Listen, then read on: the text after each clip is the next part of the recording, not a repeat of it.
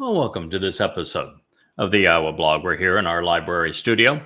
It is the 2nd of September, a Tuesday in 2025. And as the sun is beginning to settle in the western sky here on the Caribbean islands, the Virgin U.S. islands, we are going to resume our analysis of the testimony that has been provided in the book entitled Daniel. One of the great mistakes that people make in the book of Daniel is they ascribe prophecy to Daniel. But Daniel wasn't a prophet. As a matter of fact, at this very moment, Daniel fell asleep when the actual prophets arrived. And at this moment, there are two of them that are in Babylon to meet with Daniel. The first is clueless. The first is Mikael, is also known as Yada. He is being called by his name Yada in this situation. Mm-hmm. And the second is Gabriel, who is Dode, God's most capable and courageous man. So these two men, one being brought forward in time, the other one being back in time, have rendezvoused here in Babylon to speak to Daniel, not because he's a prophet, but get Daniel to write this stuff down so that it can be shared in the future. So Daniel is not a prophet. In fact, the other fellow that wrote in Babylon, Ezekiel, was not a prophet either. In fact, Ezekiel speaks for Hasatan, the adversary. In the book of Ezekiel, there is featured 25 ways to torment and kill Jews, and two horrible rape scenes, as well as a presentation that glorifies Hasatan's role in Gan Eden when he, as a cherub, slithered off the wall to mislead Towrah and then lamented Yahweh, diminishing him from a spiritual being of prominence to that of a serpent. So, well, maybe he's Hashatan's prophet. Yeah, well, not Daniel is not. No, Ezekiel was, yeah. But not so much a prophet. Although there are prophetic statements in Ezekiel, the whole story of the copper con, the real estate developer that is a copper color that is measuring the grand edifice that Satan wants to build to pave over all of the Temple Mount, all of Jerusalem, and most of Judea. Is being planned in conjunction with this man that he calls the Bronze Boy, who is none other than, of course, Donald Trump as the real estate developer who is measuring up this grandiose edifice. And he also speaks of the replacement feast that he is going to celebrate during his time when he is going to arrive in Jerusalem with his corporeal manifestation, and there will be a shift in the time of Passover's observation such that it coincides with Ashura Day and with Easter. And then he is going to obliterate all references to matzah and to Bikurim, because, well, if you celebrate Pesach and not matzah and Bikurim, then you get an eternal stay in Sheol, hell, because you will be immortal, but still imperfect. He is then going to eliminate the rest of Yahweh's Moed Mikre and replace them by such interesting observations as All Stupid Day. There will also be Do Nothing Day, and his favorite, the Feast of the Beast. And the Feast of the Beast is a cannibalistic ceremony where Satan fantasizes over devouring my flesh and eating my blood. I have long said that Donald Trump is the Hannibal Lecter of politicians, that he devours rival and friend alike. Well, he gets to play that role for real during the last 3.5 years as he makes his new habitat, Jerusalem, to be sovereign over the Jewish people. So this is where we are. We're returning to the text of Daniel. We have now the most extraordinary man who ever lived, probably the most profoundly important of the prophets, our Messiah, our King, the very Son of God, is the person in charge of this particular meeting. He is actually the second, though, to arrive. I was the first. I'm referred to here as Yada. I'm referred to elsewhere as Makael, which is one who is right about God. And the moment Dode, as Gabriel, arrives, old Daniel did a nosedive and a face plant. And he went into La La Land fast asleep. And then it was our job to prop him back up so that at least he could write down what it was that he was hearing. And at this point, I was asked to wake Daniel up and this would be by Dode, who is in the role now of Gabriel, God's most capable and competent man.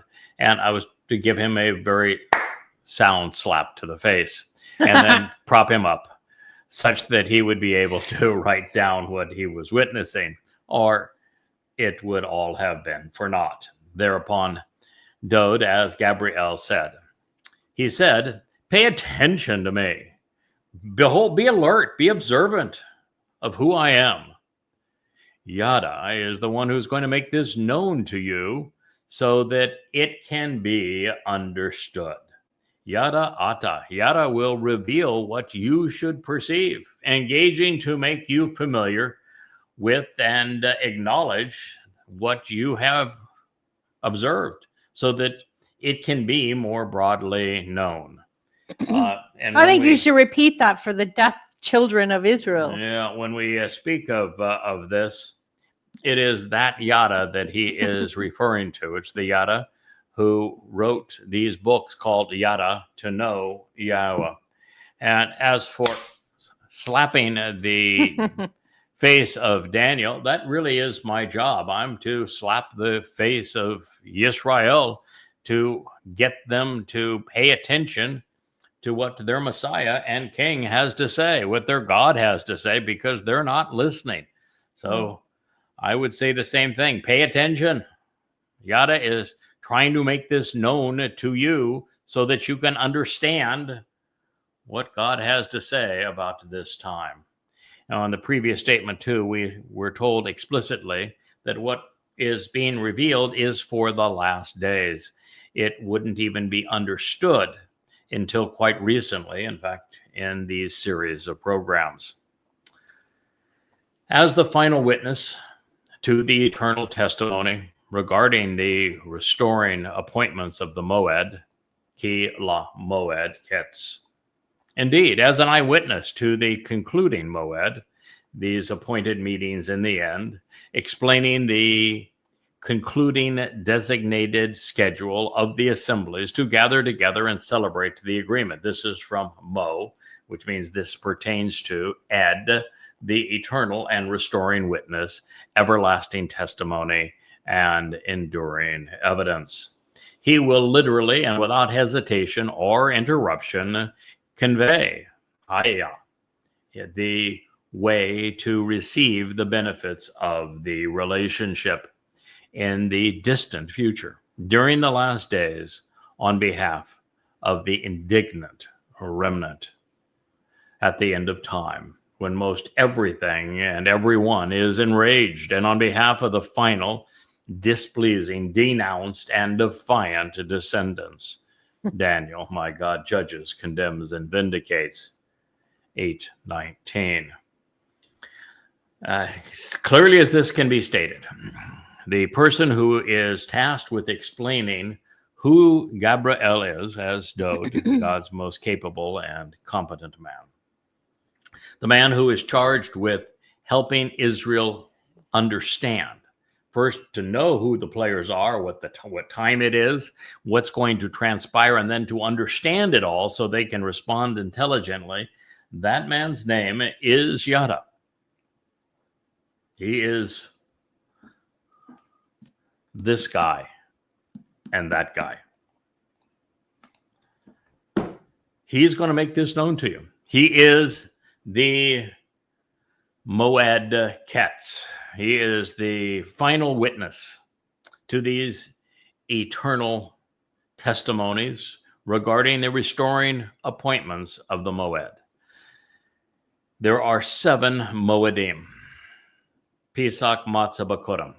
They were fulfilled by Gabriel, Dod, in his second of 3 lives in year 4000 Yah, 33 CE, exactly as he said he would in first person through the 22nd and 88th Psalms, writing of his own crucifixion to fulfill Passover, and how he would enter Sheol, hell, to be separated and set apart, to drop off our guilt so that it would never be seen again, and then how that would lead to the firstborn, the Bakor of Yahweh, enabling Bakurim, firstborn children. These are the first 3 Moed Mikre. They were fulfilled exactly when Dod said he would fulfill them in this testimony, showing 500 years in advance the day he would complete Chag Matzah. And he is the one who made the Shabuah harvest possible, recognizing it would be Yada that would have to cultivate that harvest and let people know about it so that there would be participants during it. That is the 4th of the Moed Mikre.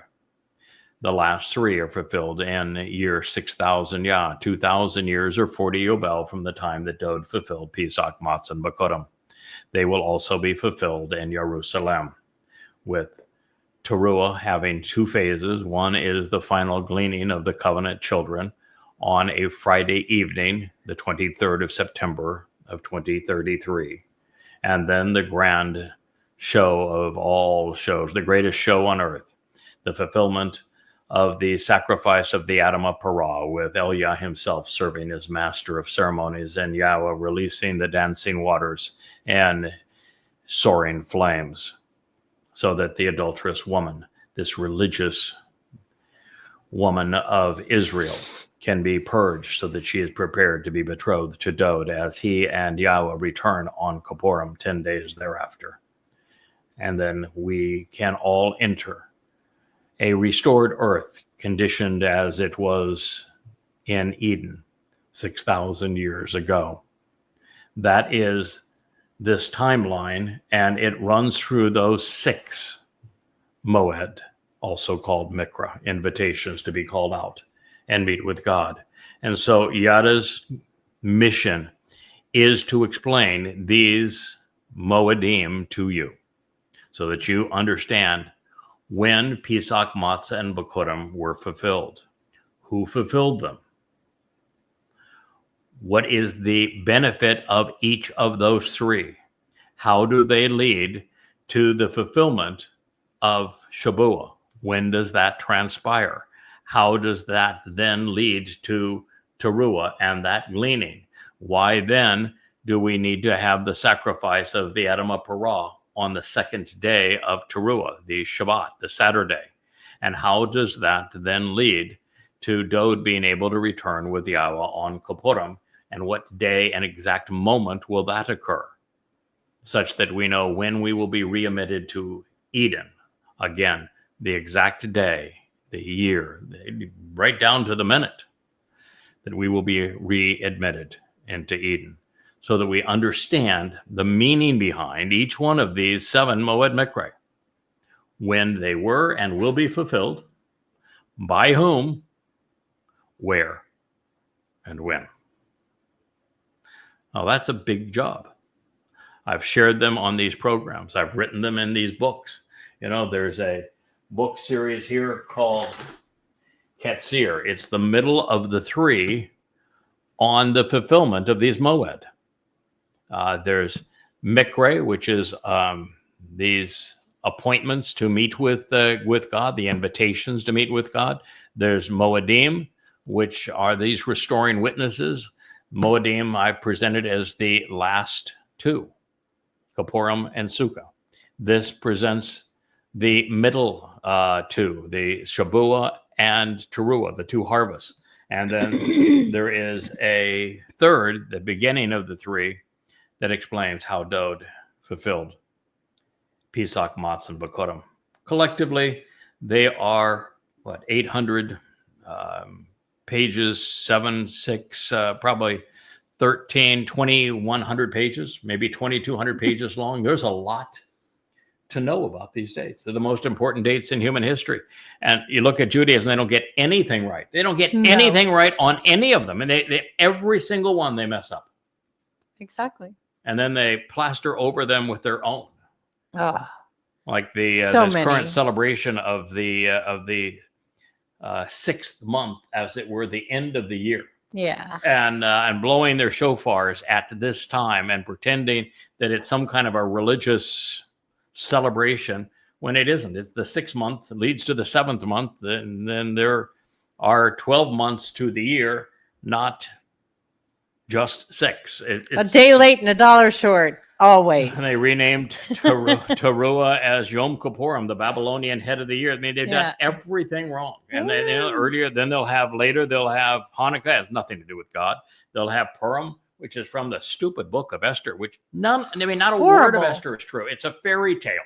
Yeah. And it's just that they can't think. They've made Passover a 7-day celebration when Passover is just the first day of matzah. Passover by itself is counterproductive. They cannot think. It is the dumbest religion of the 3 Abraham religion, and that's saying a lot. But to be fair, rabbis created all 3 of them so they could stack the competition. That's very true. So the final witness to the eternal testimony regarding the restoring appointments of the Moed, he will literally and without hesitation or interruption convey. And he has to convey these in 2 ways. These last 4 of the Moed Mikre. They are celebrated on Shabuah, May 22nd, 2026. Shabuah again on a Shabat of June 11th, 2027. One is when the time of Yaakov's troubles begins and when the state of Israel is dissected such that she becomes vulnerable, because a state of terror is going to be awarded to the Fakistinians who perpetrated Alaska flood on 10/7. And this will happen because of Israel's rather foolish response to 10/7, as opposed to executing an intelligent plan. Then on the next Towrah, the one June 11th, 2027, that is when the Katsir harvest will occur. Then we have 7 years thereafter, 6 years and change from that date to Towrah, which will be on a 2-day event. The 26th at sunset is the Lakat harvest of Jews, of Yehudim and Israelites, and the following day on the Shabbat, there will be a grand celebration where every qualified Yehud and Israelite the world over, who is not overtly religious or political, who has only sins of omission to cleanse and none of commission, will be gathered to come into the presence of the waters and the flames and the ash and the great cleansing that will take place, so that they're prepared for Kippurim, which is the day of reconciliations, when Dod is returning with Yahowah, so that we can camp out together on Sukkah 5 days thereafter. This is God's schedule. And my job is to convey it to you. And my job is to do more than that, because I need to convey the souls who will participate in Shabuah and Towrah, and convey the purged souls who will be there following the fulfillment of Towrah in the 2nd day on the Shabbat, such that they'll be ready to participate in the wedding and great homecoming, which begins sundown 6:22 p.m. in Jerusalem on the 2nd of October, 2033, which is year 6000 Yah.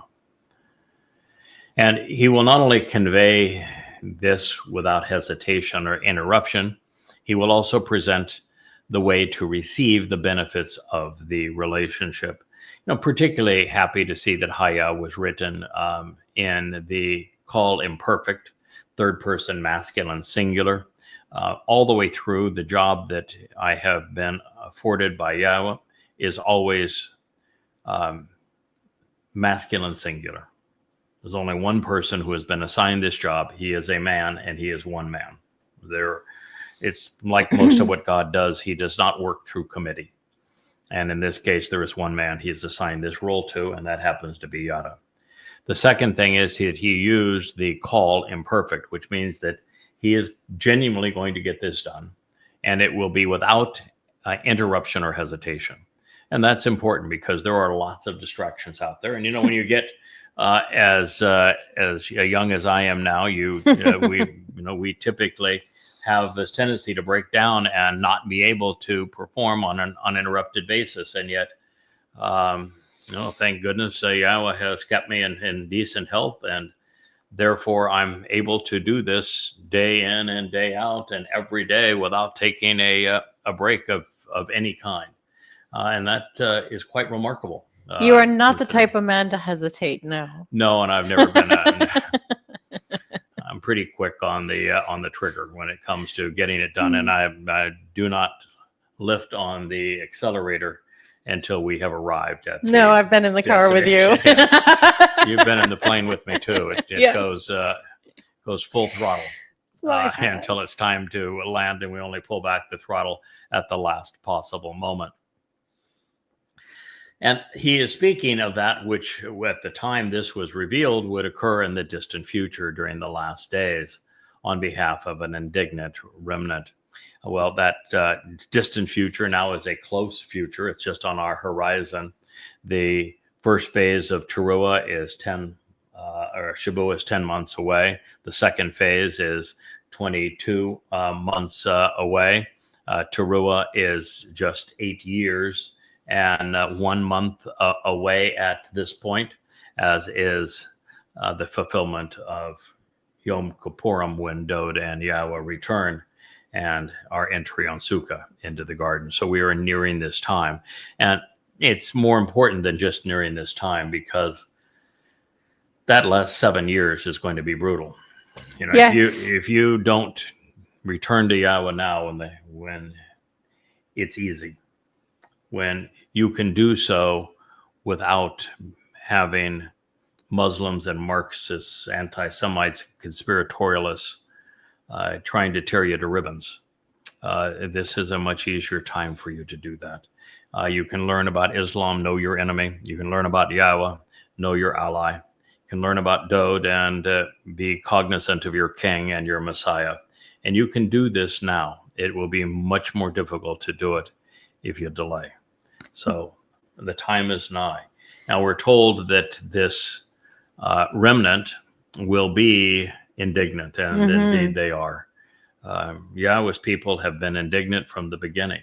The story of the Exodus is the story of God abuse. You abused God in every possible way. You were obnoxious to him. You did the inconceivable. You told God to shut up and go away. You never wanted to hear from him or see him again. And then erased his name. And then, for good measure, every time he had to intervene because you were tearing Moshe apart, tearing him down, cutting to pieces, threatening to stone him, replace him, go back to Mitzrayim. Every time that you had the chance, you were belly aching and throwing stones and spitting in God's face just to reinforce the fact that you were belligerent and obnoxious and horrible. And it hasn't changed. I mean, this whole concept of Judaism is repulsive to God. And the Haredim variety, worshiping the likes of dead rabbis and Baal Shem Tov is well, it's not borderline insane. It is insane. And Judaism is the greatest enemy of Jews, and it has been for a very long time. It goes all the way back to Akiba. In fact, it even goes back to Paul, the rabbi who created the Christian New Testament, and the rabbis who created Islam, literally writing the Quran. Muhammad was illiterate, and the Quran is based on bastardized Talmud stories. So Jews have been their worst enemy, and the rabbis have been the worst among Jews. Yeah.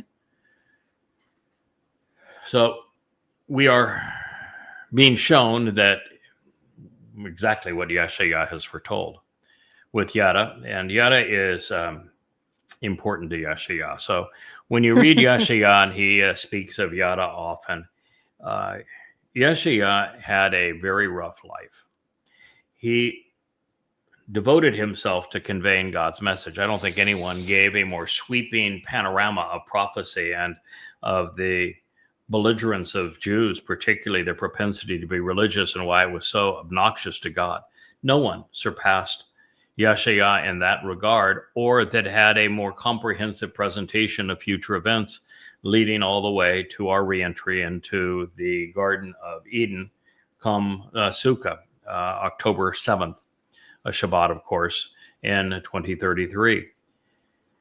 And the reason that Yahowah is so thrilled with and focused upon Yada, whom he has many names for, the Choder is, well, God has many names for, but Yahowah gets to report them. The Choder is an essential one. He devotes the entire 11th chapter to the Choder.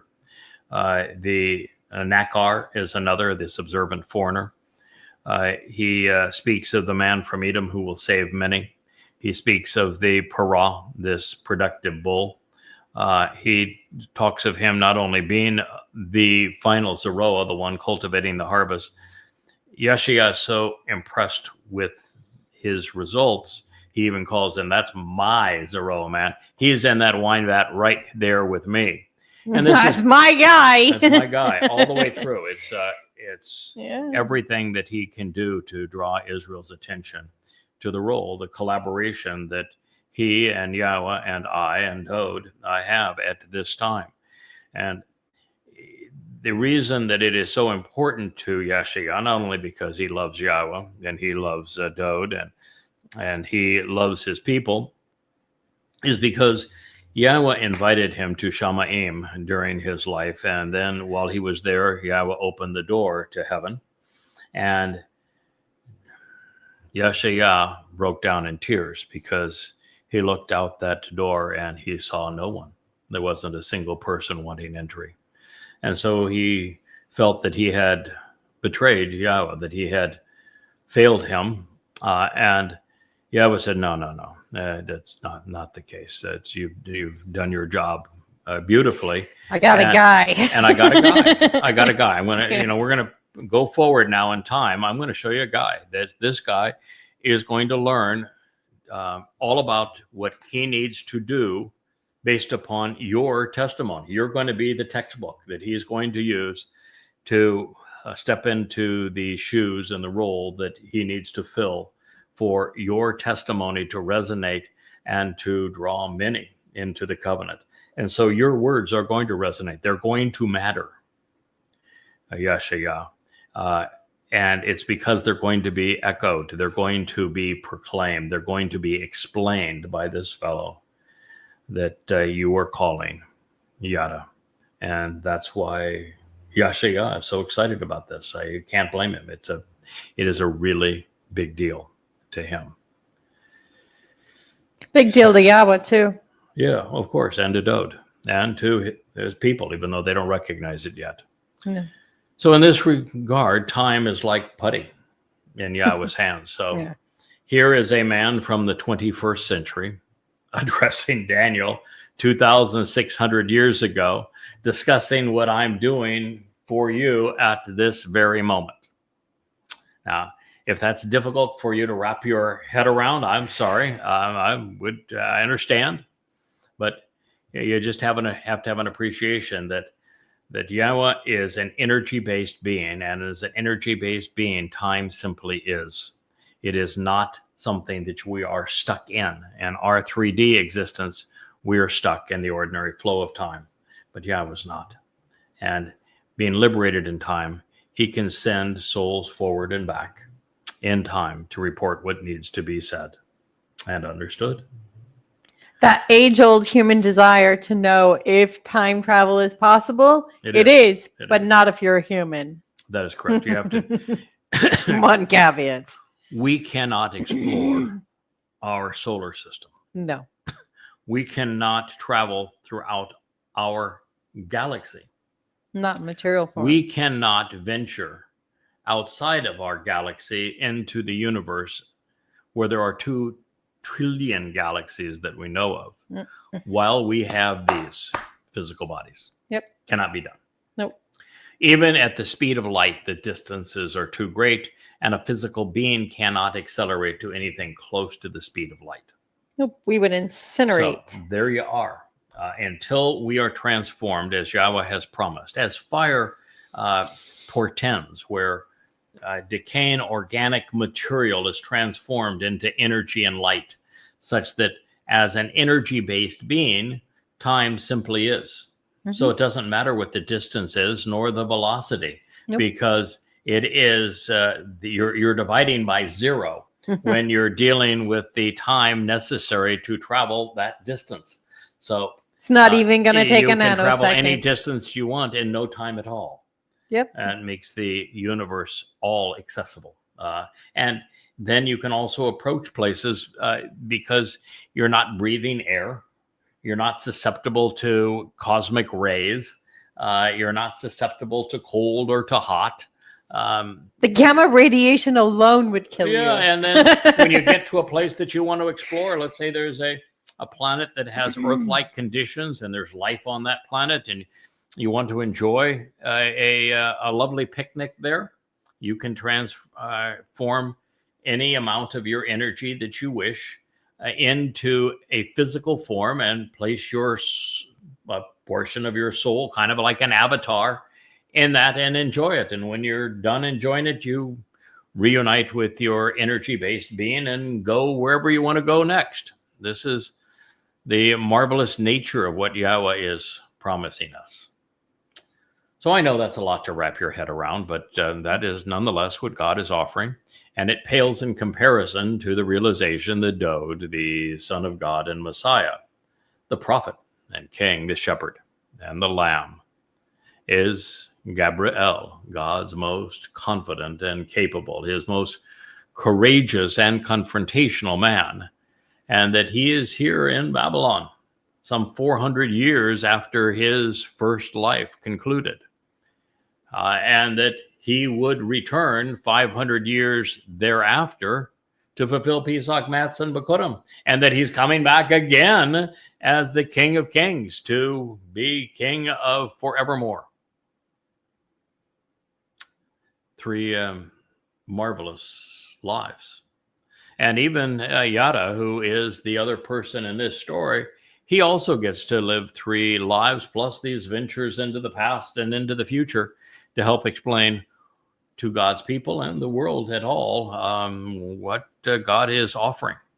And so in my case, here I am alive in my 70th year, and I will soon be part of that harvest of the Shabuah covenant family. And 3 years thereafter, I'm going to be returned with Elia, and we're going to be hanging out on the Temple Mount, purged of the Islamic scars, in the replica of the tent of the restoring witness. And we're going to be sharing what we know about God for all who will listen while God performs miracles all around us, and going to actually live stream these types of programs for the world to see. And we're going to be doing that for 3.5 years. And at the end of that time, both Elia and I will make sacrifices. Mine is first. Elia will orchestrate mine because he's expert in the sacrifice of a bull to rid Israel of religious and political. He has experience. Yeah, he has experience. He did the job 40 Yobel, 888 years prior. And so he's going to be there as the master of ceremonies. No one could do that job better. Yahweh's going to ignite the flames. He's going to purge Israel of all of her enemies. He's going to restore the earth back to the Garden of Eden condition. And all of the remnant of Yisrael from around the world will be brought into Jerusalem to benefit from this sacrifice so that they are purged of their inadvertent guilt and can receive Dowd back on Yom Kippurim. So a lot going on here. And once my physical body is taken, it's just like Dowd giving up his physical body on Pesach. His soul, just like my soul, will go on. His soul went on to take our guilt into Sheol and then return to his Father. mine will immediately join Yahowah and Dode as we witness and participate in this transformation of lives and the planet in the 10 days getting ready for the great wedding of Israel to the Messiah and King Dode. So on this occasion of his return, we are addressing what the remnant of Yisrael must know and understand and then respond to survive. In the end, there will be two witnesses heralding our king. Opposing them, there will be countless millions of delusional, religious, and disingenuous political aspirants, crazed conspiratorialists, from MAGAs and Marxists to Muslims, all serving the beast either directly or indirectly. Many enthralled with the man who is the great betrayer, Donald Trump, who will be the corporeal manifestation of Hasatan. He is already demon possessed in this regard. He is the great confabulator. And it's hardly a fair fight with Elia and I against billions of people and against Hasatan and his corporeal manifestation. But nonetheless, they'll try. I can be really cocky at this point. Right now I'm exceedingly confident and nothing bothers me. And you have to be exceedingly confident to write a book like the 5 volumes of goddamn religion, which excoriate Islam, prove that Allah is not a god, prove that Muhammad was not a prophet, prove that Allah is exceedingly stupid and demonic, proving that Muhammad was a rapist and a pedophile and a terrorist and mass murderer and a thief and a just all around thug. You had me at exceedingly stupid. 4,200 pages on that and under your own name and do thousands of radio shows to affirm it. You better have some confidence. And then to go from that to writing 5 volumes to disproving everything in the Christian New Testament, including proving that Jesus never existed, that he's nothing but a crude counterfeit of Dode conceived by Paul based upon what Dode actually did in 33 CE. You better have some confidence if you're going to go after Christians and the New Testament in that way. And then in exposing the books on Babel and proving that they were not prophetic and exposing Judaism in the process, you want to go after rabbis. They play rough too. So you'd better have some confidence in all this. And if you're going to reintroduce Yahweh's name to the world, if you're going to say that the actual Messiah is Dode David, he is the returning king, he is the very Son of God, he is the one who fulfilled Pesach, Matzah, and Bekorim in his second and third lives. That is the greatest discovery in human history. And if you're going to be saying it because of all of the implications, you better have some confidence in that regard too. If you're going to write 35 books and make them freely available to anyone who wants to read them so that they have the opportunity to challenge anything you've said, and then you're going to do 3 hours of live video blogs a day to lay it on the line, you'd better have some confidence. You're going to turn on these cameras and turn on these lights and this microphone and go, laying yourself out, once to twice a day, 6 to 7 days a week. You better have some chutzpah, as they say, or chakma, to make that go. But that's nothing compared to what Elia and I are going to be like during the last 3.5 years of the time of Jacob's troubles. I mean, we've already come back from a stay in heaven. Now, Elia is going to have me beat. He's going to have been there a little while, 2,880 some odd years. Yeah. His batteries will be fully recharged, man. Yeah. He is going to be ready to go. I will have had I'm not going to say a 3-year break, because I think that entire 3 years is going to be coaching, education, preparation, just getting ready for what will be this most important time. But you're going to come back. I mean, you're coming back from heaven. You're coming back from the 7th dimension. You're coming back after spending 3 years with your king, with Dode, 3 years with Elia, the great inspiring Elia, 3 years with shoulder to shoulder with Yahshua, not just reading his words, but chit-chatting with the man. And of course, 3 years of direct contact and education and inspiration from Yahweh himself. Go get him, kid. I like what you're doing there, young man. I get a kick out of it because every time we have a conversation, I'm always young man. By comparison to him, because, he's a few trillion years old, give or take, a gazillion or 2 years, I'm pretty young. So that's but anyway, can you imagine coming back like that? And you're going to be impervious. I mean, they could shoot a hypersonic missile at you. It would go boink. You're not going to even boink, feel it. Next. Drop a nuclear bomb. Try it. See what happens. No, I mean, you're completely impervious, and you have supernatural powers, so that if somebody really gets annoying, a lot of people do. Oh, yeah. Breathe fire. You just incinerate them. Okay, next. Who wants to debate next? I always wanted to have a pet dragon. Mm-hmm. So this is, it basically, my personality is that of a bull. That's what Yahweh says. And, bulls are play for keeps, man. You antagonize a bull, you're going to get gored. And that's what God wanted. And, goats aren't particularly... they're pretty ornery. They're pretty ornery. Oh, too. my God, yes. So, God's characters are this goat and this bull, and Dode is not coming back as the lamb. He's coming back as a ram. Lion. And he is the lion of Yahudah. Yeah. So, his cast of characters, we have a roar. Mm-hmm. We have, we got horns. And all three of us have horns. And claws. And Dode's got a bite. So that's the nature of these things. So try as they might, the opposition is going to do very poorly during this time. And while Team Satan will make a mess of things after annihilating one another to the point of mass extinction, Yahweh has scheduled his version of the Great Reset. And the Great Reset is as a result of the sacrifice of the Adamah Parah.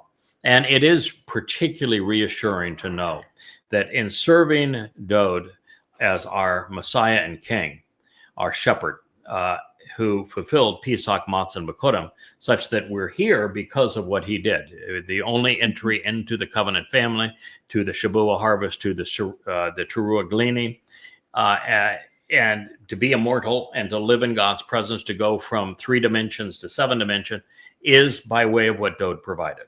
So we are all going to be exceedingly respectful and appreciative of what Dode has done.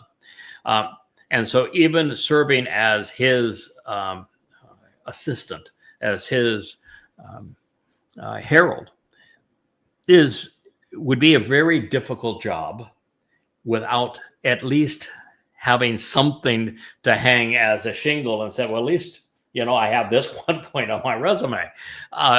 Because Dode has the most magnificent resume in the universe. You're not trying to compete with him. You're just trying to stay, in the same zip code with him and to be able to work with him. When he walked into this room here with Daniel did a face plant. So, you're not going to be of any value to him if you do a face plant.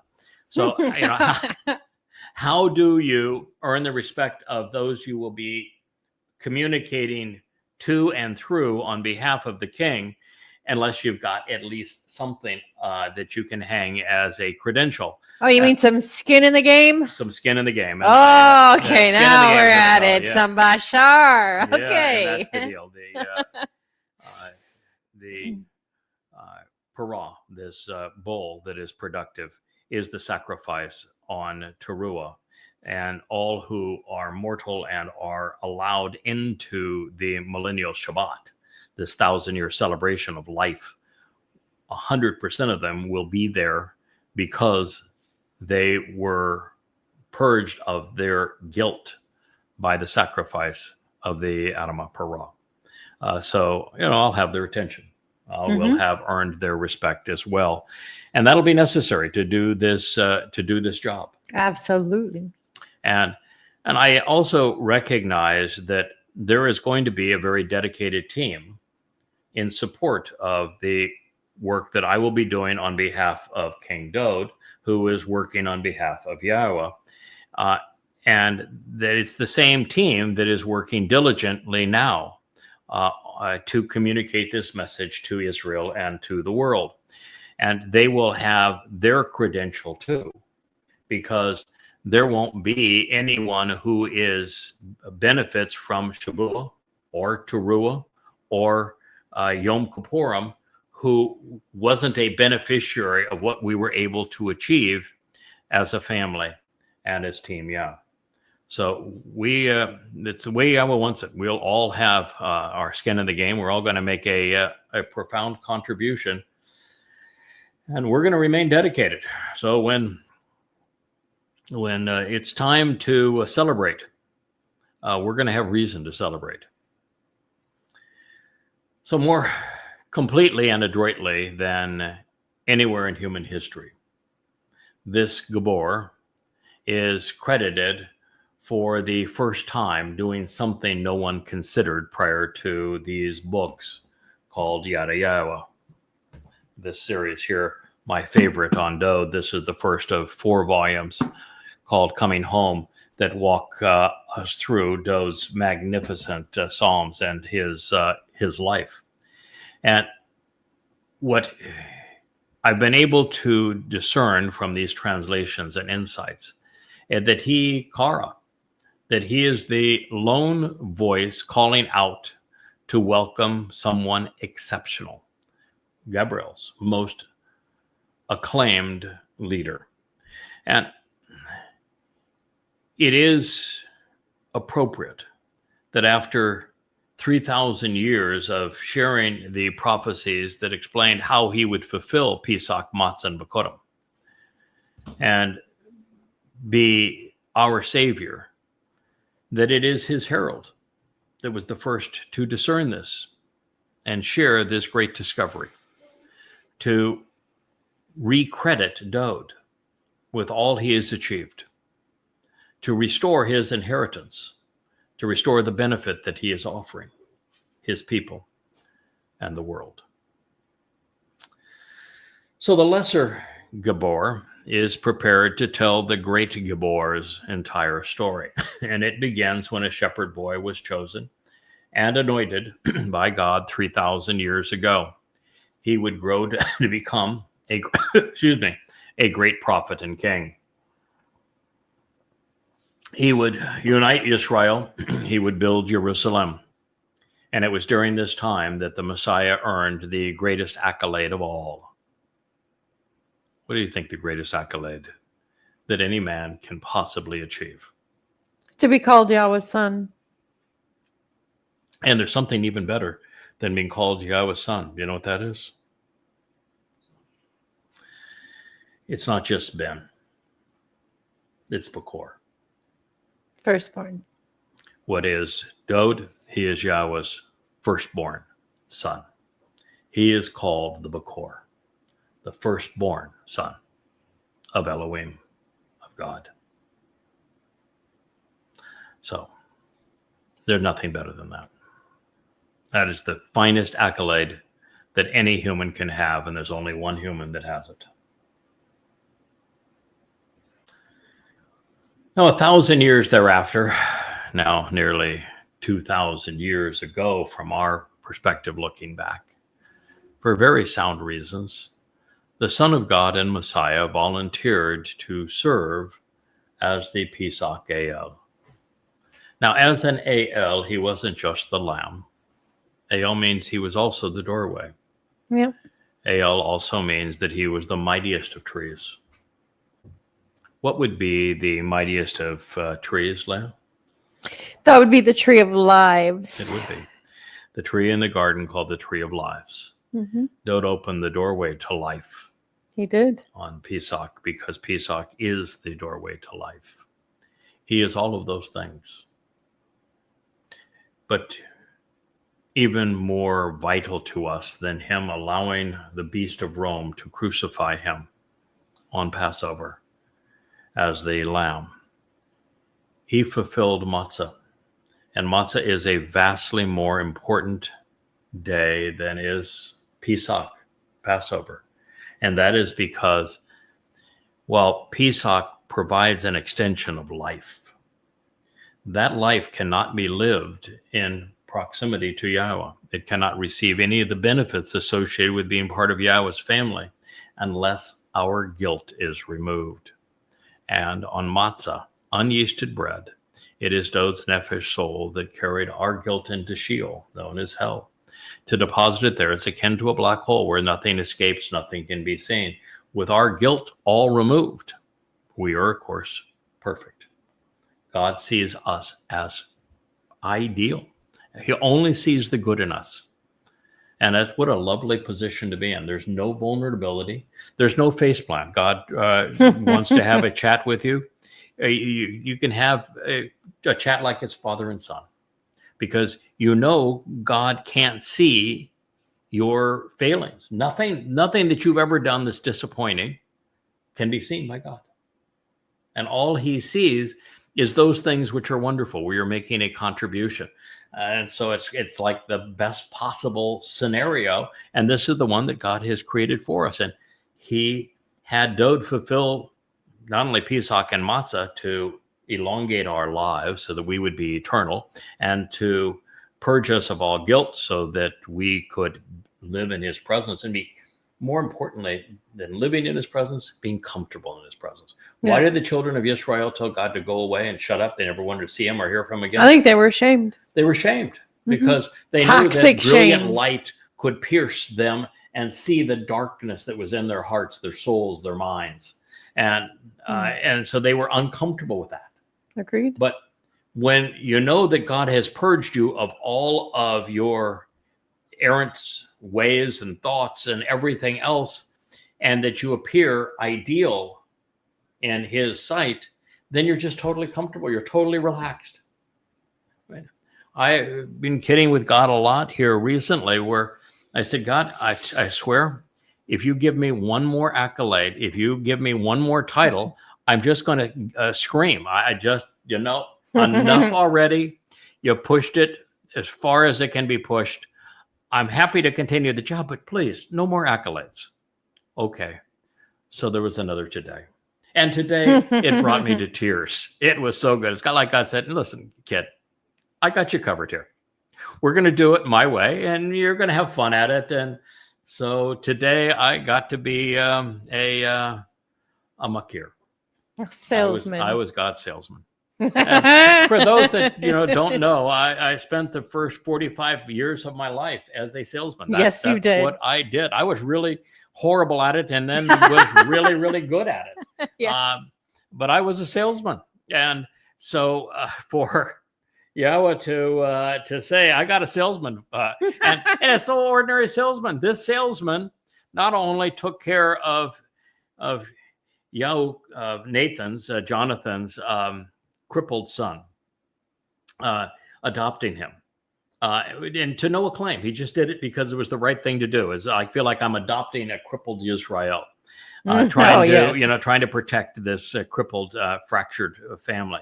And then when Dod said, listen, I'm restoring everything to Dod's son, everything that Saul had, I'm giving it all to him. He's going to receive the entire inheritance of his father and his father's father.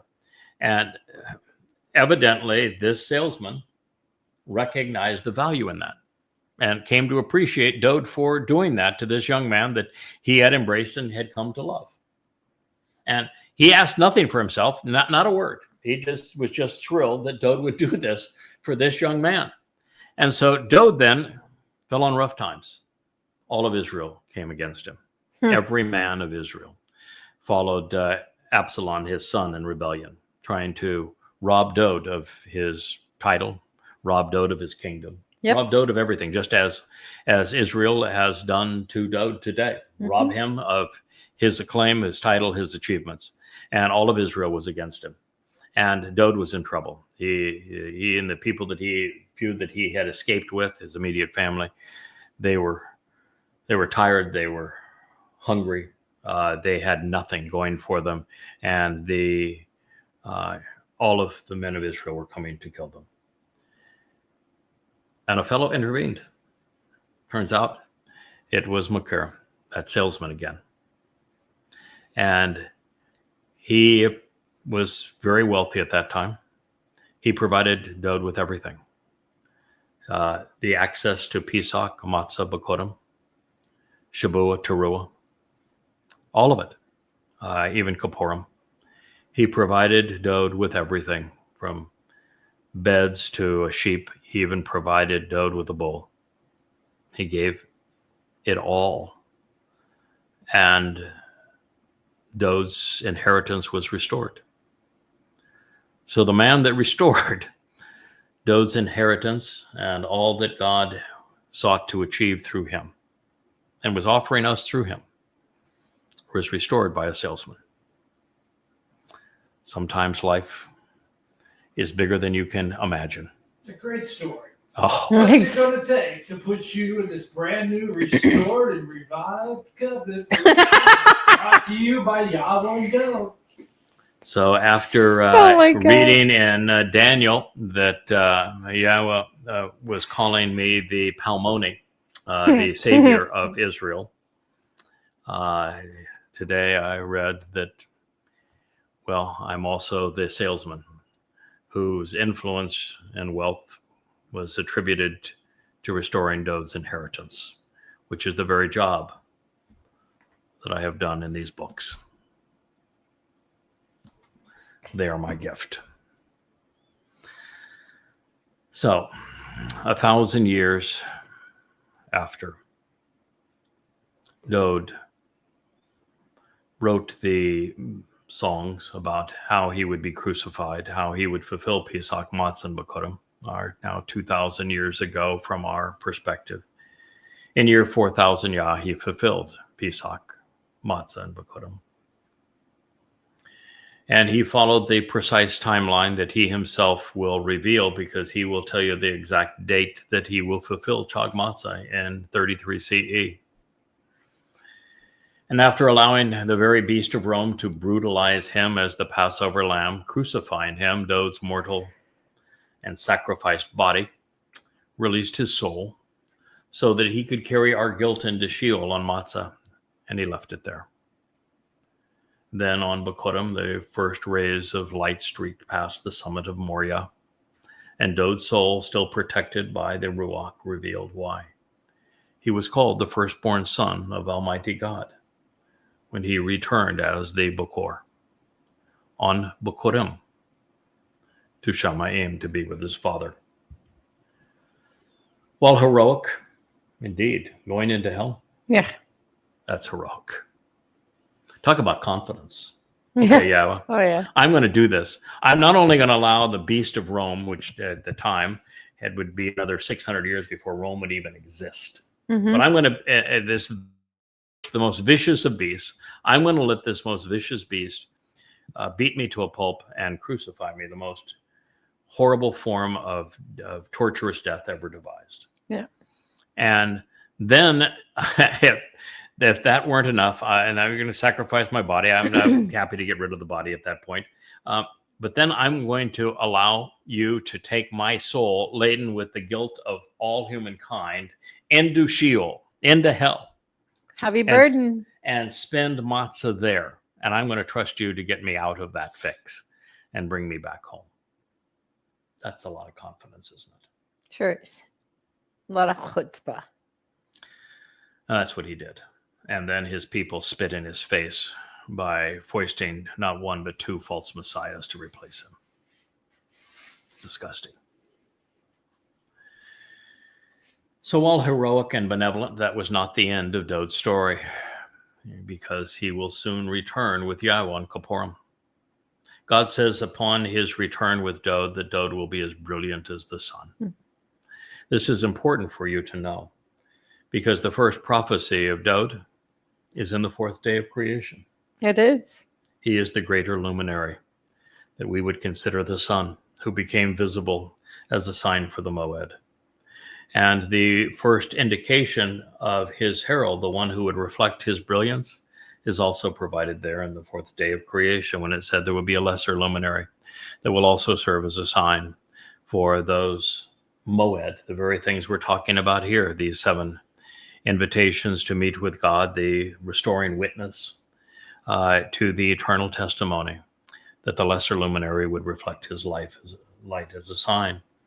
And the very testimony that God gave regarding his son in the 89th Mizmor or Psalm, when he says that his son will return as brilliant as the sun, as Elyon, as his right hand, the right hand of God in his presence. The next line speaks of his continuing relationship with the moon, reflecting his light. Everywhere you look, God has a consistent story, and it's a powerful story. And ultimately, it all comes down to a handful of fellas. And, they go from Abraham. Well, you have Adam. Adam wasn't too spectacular, but you have Adam. He unfortunately did not convey what Yahowah needed to know or to hear for that relationship to work out. But you do have Adam. And then you have Noah, who did something remarkable. He listened to God, did as God requested, and he saved humankind with an Asalma, so we'd have a reset. And then comes Abraham, and he was walking away from Babel, as we must do to be of value to Yah, just as Noah was separated from the community of Nephilim surrounding him. And it made him available to Yahowah. Abraham did the same thing with Sarah. They were walking away from Babylon, when God reached out to him. And, he's, again, not a very high-quality individual. Pimped out Sarah multiple times for goats, so that's not what I would call an honorable man. Wasn't a very bright man either, no matter how many times Yahowah tried to explain what the covenant was going to be of benefit to him. He never understood it.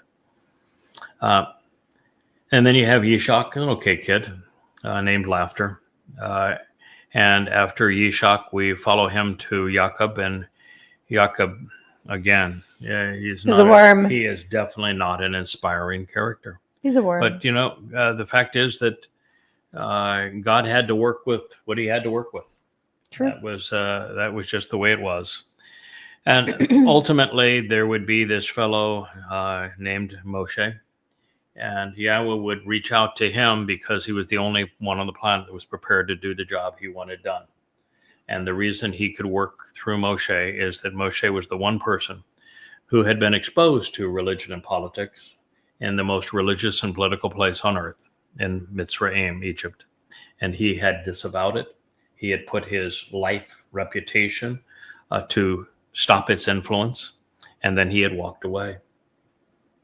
And he engaged in the profession that Yahowah respects most. He was a shepherd. Yep. And when Yahowah found him, he had disassociated from religion and politics. As you know, in Mitzrayim, he was shepherding sheep. He was 80 years old, and God says, I want you to go and liberate these people. And Moshe, of course, says, hell no, I'm not going to go do that.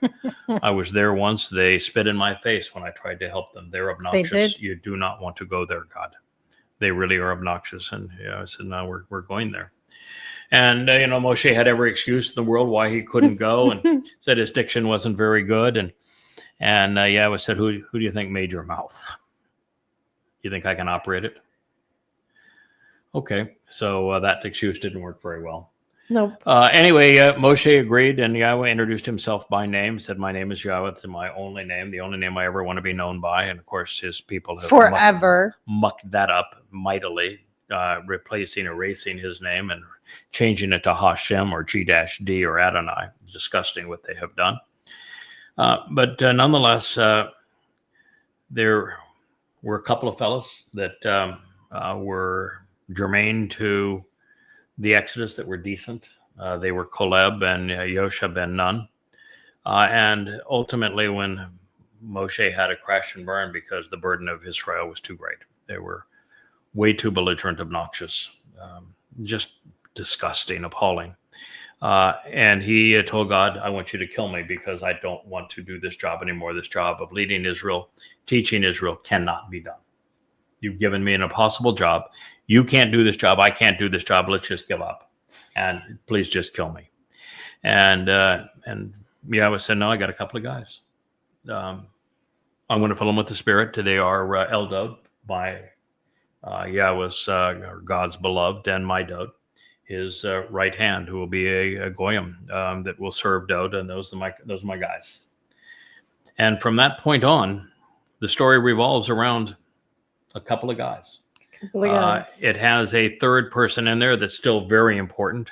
He's the person who is best known for opposing the religious and political establishment in Israel and conducting that sacrifice of the bull that he will reprise on Towrah in 2033. But he is Eliah, the great orator.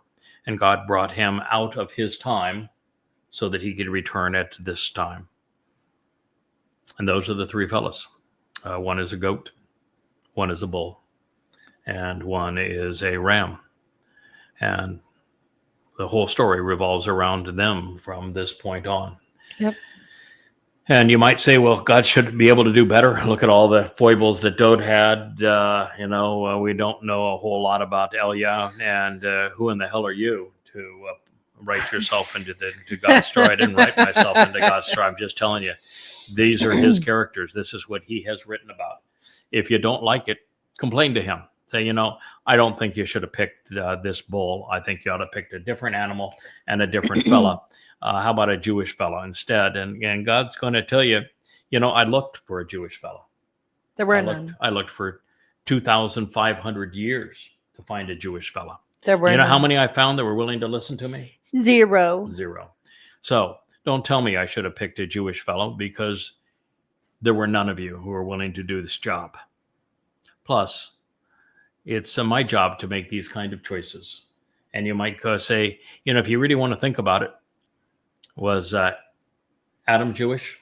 No. Was Noah Jewish? No. Was Abraham Jewish? No. Was Sarah Jewish? Nope. Was Ishak Jewish? Nope. Was Jacob Jewish? No. They called his sons Israel, and one of his sons became Yehud. And that is when Jew enters the vocabulary. Yep. So we are 2,000 years into the story before God has transitioned from Goyim into Yehudim. And so to call his people back home, his people that have become far more Goy, I am far more Yehud than they are. Yes. And they're far more Goy than I am. Yep. And so God found a Goy who is actually mindset of a Yehud, to call his Yehud, who have the mindset of a Goy, back home. Imagine that. And if you think that's embarrassing, good. That was the intent. Take it up with God, though, if you don't like it. See how he responds. So here we are. This is Dode's story. And while God does have these three fellas, in the end, the three fellas all serve Dode. We all serve Yahweh. We all serve Yehudim and Yisrael. But most of all, Yahweh chose Dode as his firstborn, as his king, as our king. And we are delighted to be in his company. We reflect his light. We serve him. And soon he will return with Yahweh on Kippurim. His first order of business is that we will witness him anointing the mercy seat of the Ark of the Covenant. He is going to sprinkle it in accordance with the Torah's instructions with the blood of what? And a goat. And is there a bull or a goat anywhere around at this time? Yeah, a couple of guys. I know a couple guys. Yeah. Yada is the bull and Eliah is the goat. The King of Kings will then reign righteously and respected over the universe and forevermore. His is the most laudable of resumes, and it is being restored by a lowly salesman. And if you're wondering, since this is Dode, why was his name not used as Dode? That question has been asked and answered. No one was supposed to know until now. And that is mostly because the realization that Dode was speaking of himself and what is recorded in Daniel 9 is so profoundly important to God's people. It could not be shared until they were ready to hear it. and it could be proven beyond any doubt. Something that has now been achieved in this volume 4 of Coming Home, volume 9 of Yada Yahowah. Throughout these volumes as well. It is one thing to recognize and proclaim that Dowd is God's Mashiach because he said so. It's one thing to recognize and proclaim that Dowd is the beloved Son of God and his firstborn because God said so. It's one thing to recognize that Dowd is the former and the returning king of Israel because God said so. It's one thing to recognize that Dowd is the chosen one of Yahweh and the most set apart of Yahweh because God said so. It's another thing to recognize that Dowd ascertained from 2 stories, one in the Torah, one that transpired in the pivotal moment of his life, that it was his calling, the best use of his life, to serve as the Passover lamb. And until you can realize that Dowd was able to figure out that he should volunteer, you can't tell this story. You can't go off and claim that Yahweh allowed his beloved son to have his body tortured by Rome and then to go into hell to fulfill matzah, unless you can demonstrate how Dowd saw fit to determine he should volunteer to do this. You must be able to show that. And I did. Why was I able to do that? Because I figured it out. That's right. I figured it out. If I figured it out, he can figure it out. He's smarter than me. How did I figure it out? I read the story of what Abraham and Yishak did on Mount Moriah in the dress rehearsal for Passover when their whole conversation arose over, where's the lamb? Dad, where's the lamb? And he kept on saying, beloved son. And then Yahweh intervenes and said, don't take the life of your son, your only son, whom you love. I will provide the lamb. What does that mean? It means that Yahweh is going to offer his beloved son as the lamb. That's what that means. And he did. And when Dowd read that, and he wrote the most comprehensive report in the ancient world on the Torah. It wasn't until my most recent books on the Torah that go beyond even what Dowd wrote. But I have an entire volume of an introduction to God that is devoted to Dowd's 119th Mizmor, which analyzes the Torah in every possible angle. So he knew what that said.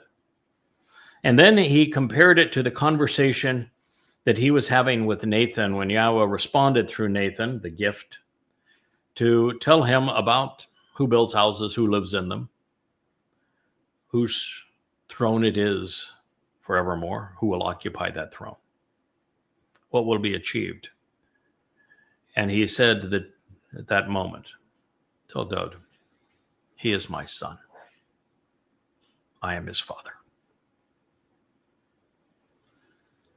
And at that moment, Dowd would have recognized the story of Yahweh providing the Passover lamb in conjunction with your son, your only son, whom you love, and his name is beloved.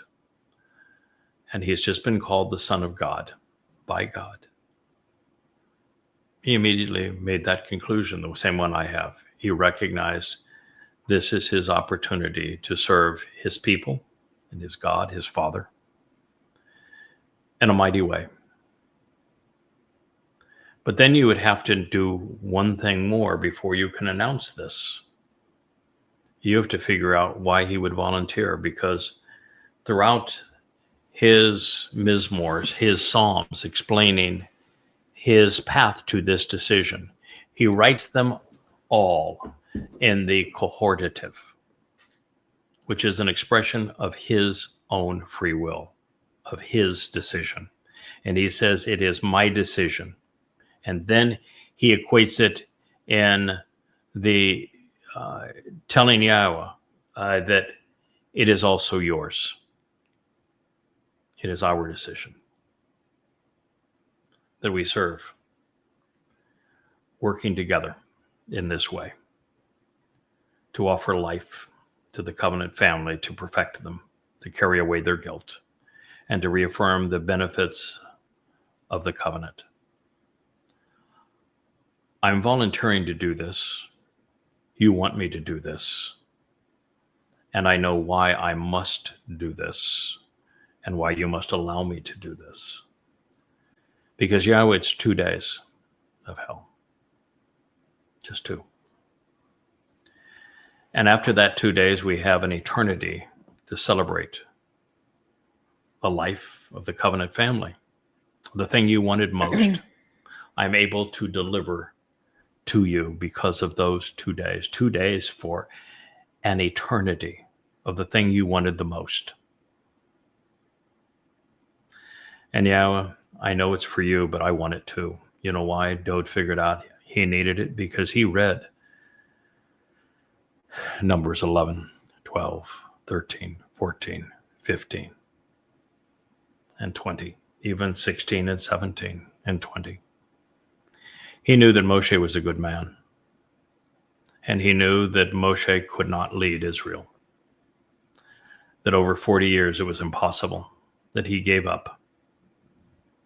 And Dode knew that even he, in his first life, couldn't lead Israel. I was telling you the story of how he was essentially gone. Had the salesman, Makir, not intervened, we would never know the story of Dode. And so he knew how easy it was to lose the confidence of the people. But he knew that if he devoted himself to fulfilling these, the most 2 difficult days in human history, that he would earn the respect of every covenant member forevermore. Because all of us are there because he volunteered to do this. And his father allowed him to do it and worked with him through this process. That is why we're all here. So we're forever grateful, forever respectful.